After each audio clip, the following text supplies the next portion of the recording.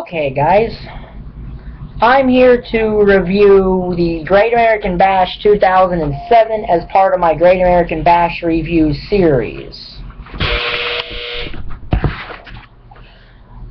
This is the second to last series of video in this series. I have one more of these left to do. I am not including the Bash from 2009 because I didn't carry the Great American title. If I ever review that show, that will be a retro review, which after these next two reviews about the Great American Bashes, I'll be doing for the remainder of the month to kill time for the SummerSlam series starts.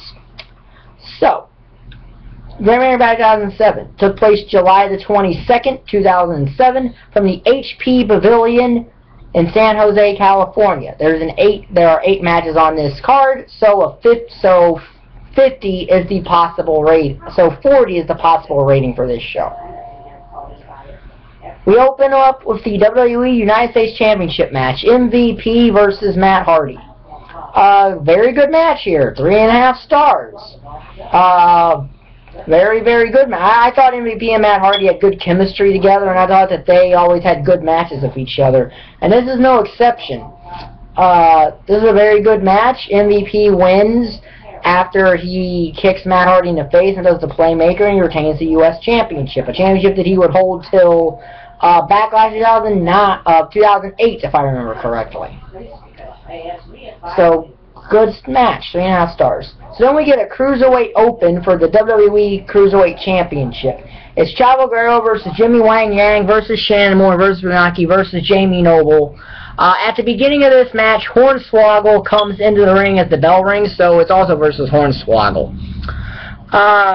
This is a 1-star match.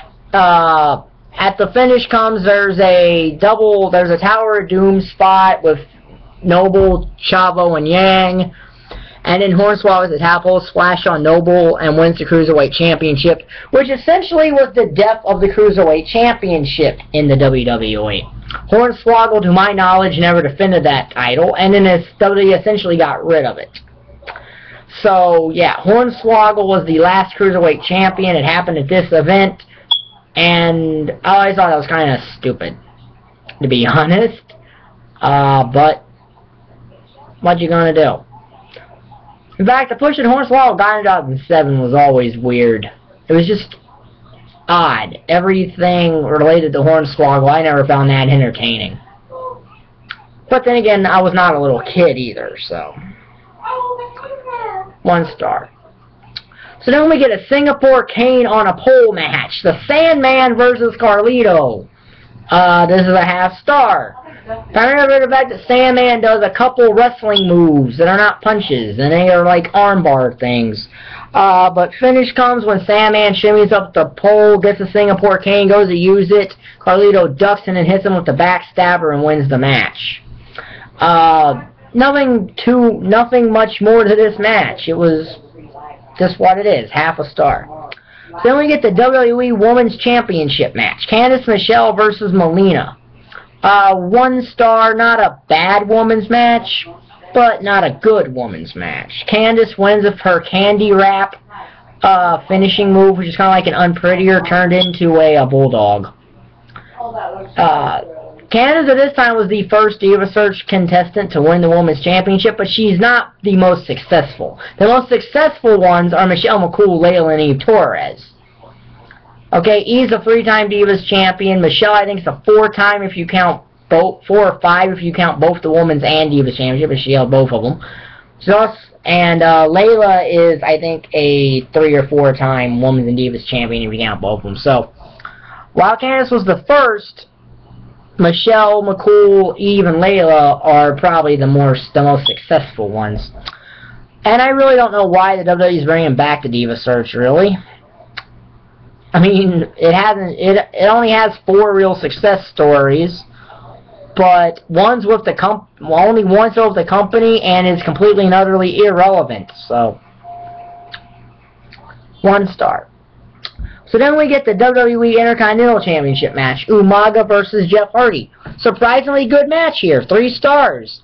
Tells a really good story because Jeff is constantly beat up by Umaga, but keeps coming back, comes very close to winning a couple times. But eventually, Umaga hits him with a super kick, hits him with his attack in the corner, Samoan Spike, and Umaga wins and retains the Intercontinental Championship. Like I said, very good match. 3 stars. Good match. So then we get the ECW Championship match. John Morrison versus CM Punk. 1.5 stars. I do think these guys have had a few better matches. I think their match at SummerSlam is slightly better than this. Their match at Vengeance was okay at best. I think their best match, though, against each other was actually when Punk beat Morrison for the ECW Championship. At least when they were both on ECW, anyway. I think they had some better matches against other opponents outside of that. But 1.5 stars. Finish comes, Punk's going for a springboard clothesline. Morrison kicks his knee and wins. Kind of an odd finish. 1.5 stars. So then we get a Texas Bull Rope match. Dusty Rhodes versus Randy Orton. Half a star. Not a good match, but again, this is one of those matches where you don't expect it to be really good, because Dusty Rhodes, you know, was in his 60s at this time. He was in his, I believe he was nearly 62 at this time. So, so it was what it was. It was what I was expecting it to be, which wasn't good, which was not stellar, but it was a half a star. It's not like it's horrible. But it falls in those things. It's got the traditional stuff you see in a bull rope match. Since this one's going to be on a pinfall or submission, and the finish comes when Orton cracks Dusty Rhodes in the head with the cowbell. Should be said that this, I believe, is the final match Dusty Rhodes had. I believe. I could be wrong on that, but I believe it's the final match he had. Half a star. So then, triple threat match for the World Heavyweight Championship. Great Khali versus Batista versus King. Who in the WWE thought it was good to give the Great Khali the World Heavyweight Championship? And the thing about this triple threat match. Okay, it was supposed to be, there were 2 separate matches supposed to happen on this card. One was Batista versus Khali, and the other was Edge versus Kane for the world title. Edge tore his pectoral muscle, and thus had to forfeit the championship. Khali won a battle royal, and he interfered in the match between Kane and Batista, so we got this match. Khali only was ever really big in India, and I don't think anyone here ever thought he really should have been the world champion, other than the guy's massive size. This is a 1-star match, predominantly for Batista and Kane. Khali wins, but honestly, he probably shouldn't have. 1 star. So then we get the match of the night. WWE Championship match. John Cena versus Bobby Lashley. 4 stars. This is actually a good match. Cena at this time, well, yeah, okay, I admit that some of the fans turned against him. This is one of those matches that shows Cena can still, you know, put on a very good match. That's what this is. This is a very good match. Okay, it's a very good match. I think Cena made Lashley look very good. And what's sad is Cena won with an attitude adjustment off the top rope, and then a handshake from Cena to Lashley. Lashley and Cena shook hands, which would have helped Bobby Lashley. What's sad is in the WWE, Bobby Lashley is probably the best chance of that company giving an African American a World Heavyweight the WWE Championship. But due to some things from when they fired Crystal and him leaving, it's kind of sad that he couldn't fulfill the potential that he possibly had for that company. So, like I said, a 4-star match.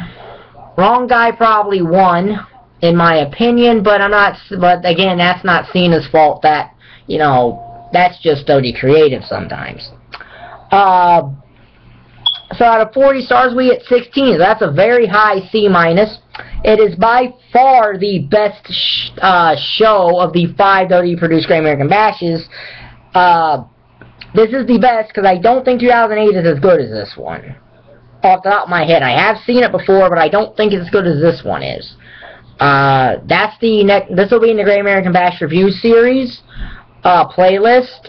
Next review in the series will be the finale of this series, which is Great American Bash 2008. So that'll be uploaded probably Monday. So if you like the video, like button is down there, subscribe button is down there. I'm taking 2 days off because of the 4th of July holiday. So I hope everyone who watches this video has a healthy and safe 4th of July holiday. I will be back Monday to upload the finale of the series, Grand Bash 2008. So if you like the video, like button is down there, subscribe button is down there. Thank you for watching. Bye.